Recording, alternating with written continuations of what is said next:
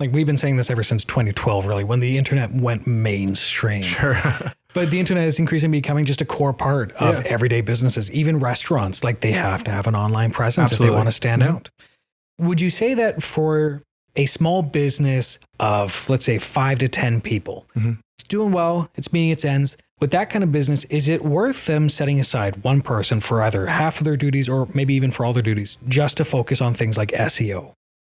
If they're hiring someone that's already a specialist or already has a lot of experience and they have the time to pay them, then maybe, that's a maybe. I think it's going to take the right person to do that. I see a lot of the hard part is we're competing with SEO agencies all over the country, and we're really leading in just our ability to deliver quickly. In that, and there's not a lot of other businesses that I see are at that level. And a lot of the best people that I see are going independent. So you might get lucky and hire someone that can compete at that level, but you're going to be seeing a lot of resources into that too. That's the other advantage of hiring an outside agency to do that, is you don't have to pay them benefits necessarily. And their hourly wage the hourly wage for what it's worth is probably greater than what like the monthly fee would be to pay like an agency. Okay. So let's say I am a small business.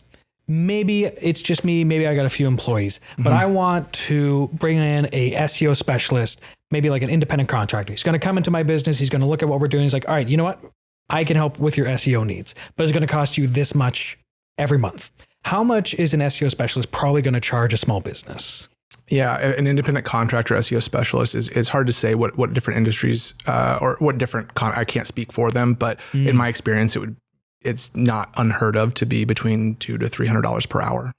Oh, okay. So it's kind of like you're paying for a lawyer, something like that. Yeah, it could be. Now, you've talked a little bit about agencies as well. Is there a difference between the independent contractor and an agency? Yeah. So for instance, an agency just has maybe a fuller team versus the independent contractor is trying to do everything themselves. Oh, yeah. I see. So it's the generalist versus a bit more of a comprehensive approach. Yeah. Like for instance, with us with growing our traffic, we have a team. We have people that are handling, our support staff, where we have people that are on our web development team. Britt does a lot of the high level technical stuff for our business. And, my focus is on, customer outreach and sales. And so if we were going to approach an agency, then let's say I'm working at, we're in a county with 250,000 people, a lot of mid-sized cities.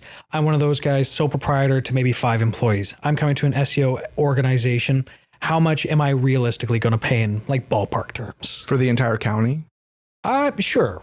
Yeah, for an entire county, like for instance, like Whatcom County, my rough estimate would be maybe $2,500 a month for the entire county. But if you focus I wouldn't recommend that to start necessarily. Really? Unless you have a large budget. I would focus on something like, for instance, Whatcom County.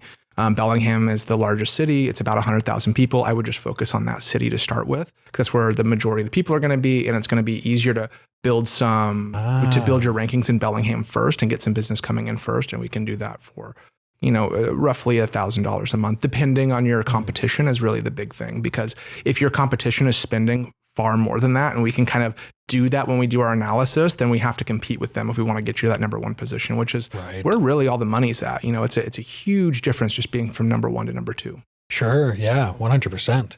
That's interesting, but it's like $1,000. That's really not that much. Yeah.